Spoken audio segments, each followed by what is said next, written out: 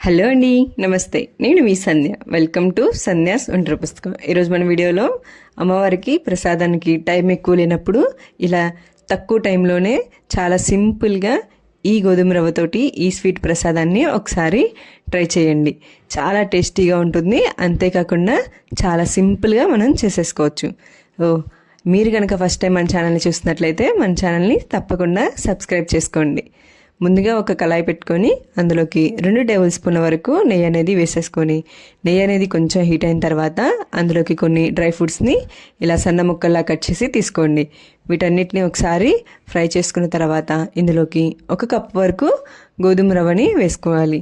గోధుమ రవ్వని ఫ్లేమ్ అనేది సిమ్లోనే పెట్టుకొని గోధుమ రవ్వని పచ్చివాసన అంతా పోయేంత వరకు మనం బాగా ఫ్రై చేసుకోవాలి. ఇలా రవ్వ అనేది బాగా ఫ్రై అయిపోవాలి. మనకి రవ్వ అనేది బాగా వేగినప్పుడు మనకి మంచి స్మెల్ అనేది వస్తూ ఉంటుంది.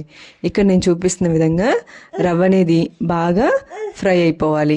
ఇలా రవ్వ కొంచెం మనకి బాగా ఫ్రై అయిపోయిన తర్వాత మనం తీసుకున్న 1 కప్పుకి 4 కప్పుల వరకు ఇందులోకి మనము వాటర్ని యాడ్ చేసుకోవాలి.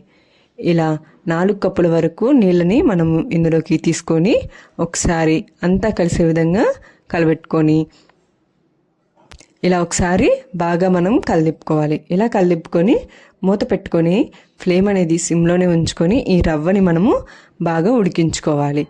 ఇలా మధ్య మధ్యలో కలిదిప్పుకుంటూ మనకి రవ్వ అనేది బాగా ఉడికిపోవాలి. ఇలా రవ్వ అనేది మనకి కొంచెం కొంచెంగా ఉడుకుతూ దగ్గరకు అనేది వస్తూ ఉంటుంది. ఇలా రవ్వ మనకి బాగా ఉడికిపోయి దగ్గరకు వచ్చినప్పుడు ఒకసారి అడుగు పట్టకుండా బాగా కలిదిప్పుకుంటూ ఉండాలి.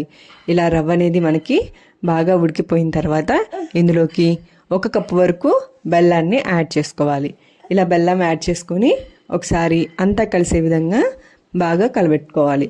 ఇలా బెల్లం అనేది కరిగిపోయి మనకి ఒక 5 నిమిషాల వరకు బాగా ఉడకనివ్వండి. ఇలా ఉడికేలోపు మధ్యలో ఒక చిటికెడు ఉప్పు అలాగే యాలకుల పొడిని కూడా ఇందులోకి కొంచెం వేసేసుకొని ఒకసారి అంతటిని బాగా కలిసే విధంగా కలబెట్టుకోవాలి.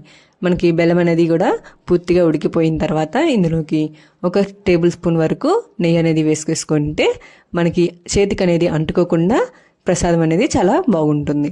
సో ఇలా ఒకసారి వేసుకున్న తర్వాత ఒకసారి కలిపుకొని స్టవ్ ఆఫ్ చేసుకోండి. వేడివేడిగా ప్రసాదం అనేది మనకి చాలా తక్కువ టైంలో చాలా సింపుల్గా రెడీ అయిపోతుంది.